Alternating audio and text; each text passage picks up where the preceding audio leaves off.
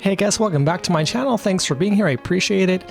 This week I'm working on a really cool 3-color swipe with some metallics that are old to me but maybe new to you, so let's check it out.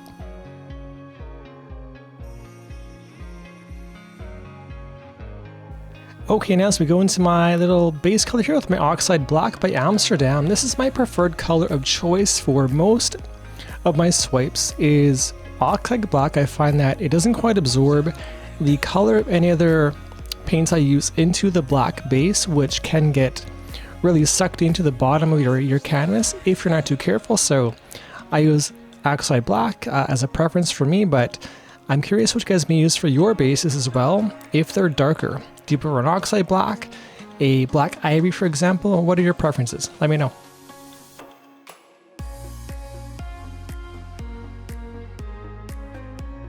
Okay, now there was a ton of black paint on this canvas, so I wanted to just make sure and get enough off, because had I left it, it would have just, like I said before, absorbed all of my paint color into the bottom of the black paint. So I needed to dump at least a third of it off. There's probably 8 to 10 ounces roughly on the canvas on its own, so I needed to, again, dump some off the sides to make some space for my color.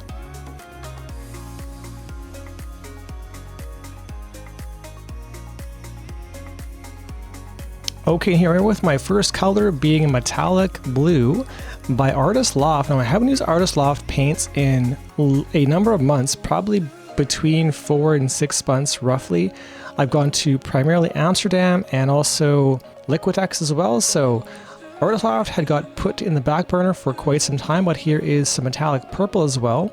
Very pretty colors, so I'm really excited to use metallics again. I think they give out the best shine and the best shimmer for a dark based painting. So here's my 3-color blend with metallic blue, purple, and this is the Cobalt, the metallic Cobalt blue.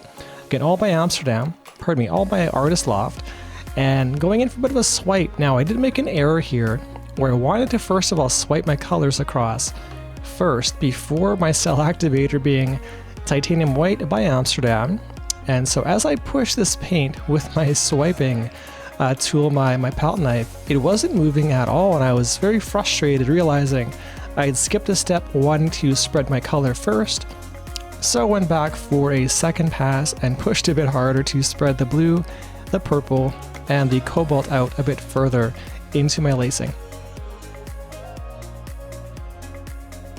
And I also quite liked how this lacing turned out. I wasn't sure how the purple would react, or I guess blend more specifically into the blue and the cobalt blue, but the lacing was quite nice. Now on this second swipe, I actually forgot 2 times in a row to just spread my color on its own with a palette knife, so I had to push and push and push to get my lacing to spread out into the side of the painting, whereas I wanted to, again, spread color first and then lacing after. So here's my second pass on my color to push my color out a bit more further into my painting across the 10 by 20 canvas, and this lacing turned out pretty nice.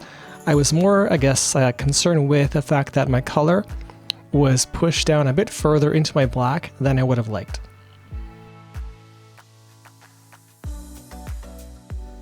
Okay, and here we go for a second go at this layering thing with the purple, the blue, and cobalt blue as well. Now, I made a very cognizant decision to make sure I spread my color first and then my lacing second. So we have my metallic purple, metallic blue, a bit out of order in this case, which is fine. It's all just paint, right? It's just for fun. And lastly, my metallic cobalt blue, which I really like. It's a very pretty light blue, but gives an awesome shimmer in the end. So here's my layers of 3, and then with my palette knife, I decided to spread these colors across the 10 by 20 canvas in my black, which made a really pretty color. Now it's purple to begin with, pushing some blue, and it made a very nice layered effect that I was really pumped to swipe through with after the fact. So this worked out well. The third time around, so ultimately we got to where I wanted to be with my swipes on the third attempt. Okay, and one more quick pass of my color with my palette knife to blend out those colors into the black canvas, which again I thought was quite pretty, knowing it would make some really cool lacing effects with the color that I decided to go with. And now looking back on this pour, I'm seeing that this is actually the 5th swipe attempt I've gone through with on this painting. And after all, I was very happy with how this color blend worked out. It was my intent the entire time to make the entire painting this blend, but what to do? We'll try again another day, but this is my last swipe across the painting. We're going left to right in front of me, and ultimately I thought this lacing was quite pretty and made some really cool cells and lacing effects that really show in the painting a bit later on, so bear with me through the tilts and you'll see the final product in a few seconds here.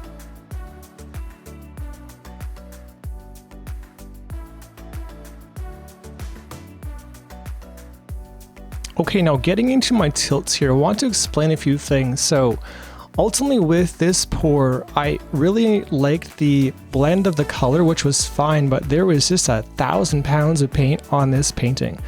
If I were to guesstimate, there was probably 10 to 12 ounces of paint on this canvas, which made it very hard to keep my lacing and stretches with. I really liked, so I had to dump off at least 3 to 4 ounces of paint, but also try to maintain, you know, the look I was going for in the end. So I wanted to try to keep this bottom section to the left of the purple as best I could. It was the best lacing I'd made on the whole painting, but I needed to bail some paint off the side just to make some kind of decent design out of my initial thoughts and designs I'd made prior in some kind of like prelim decisions for how this painting would turn out, but again needing to dump a lot of paint off the side. So again, my hope was to make sure I kept as much color as possible without really compromising with my lacing and cell effects.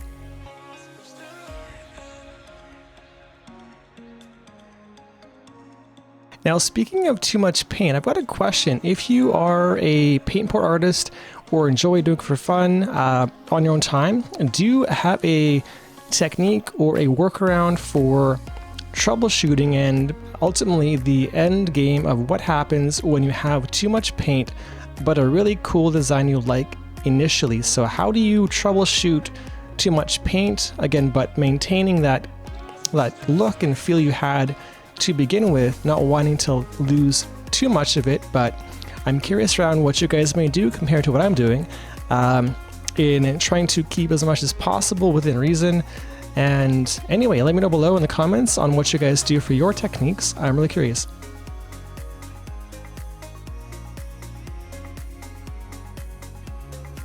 And as I finish up this last pretty corner of purple, I really love this corner. It's my favorite part. Thanks for being here this long. I appreciate you for supporting my channel and all my paintings I've done here now and in the past. I would love if you could click that like button below if you have enjoyed this video so far. And if you're not a subscriber, I would appreciate that too. If you're new to this channel, again, thanks for being here. I appreciate it. It means quite a bit to me, so thank you. This pour was quite a bit of fun, and I'll show you the brief wet look in a sec here. Now, as a disclaimer, this pour turned out incredibly well. I was so excited by it. And the worst thing though is at the very end, once we get to the wet look, I'll explain to you what happened in the end and what it looks like after the fact, because there is disaster. So bear with me. Okay, and going in for a bit of an overhead wet look of this pour, it gives a bit of an aqua feel, hey, like a nice metallic aqua to the end result. So this purple I found really shone through the entire thing, giving it great contrast, a nice lacing, some really pretty cells on top of this black layer of Oxide Black by Amsterdam. Again, that's my go-to for my base, but these colors really popped, and I was really impressed with the turnout of cells, lacing. The entire look overall I was really excited. So ultimately, this one is one of in my top 10, we'll call it, in the past couple years. Now, I will show you the end result in a few seconds here, but this is the end product as it is wet. And here we are in a few seconds with the end result. And as you can see, there is a ton of cracks in this painting. It's really too bad it took you know, took the air out of me in the morning when it cured for the night. So what do you do? Ultimately, we can try again next week on the same type of pour, but you can't win them all. And anyway, this was a ton of fun. Thanks for being here. We will see you again in the next one.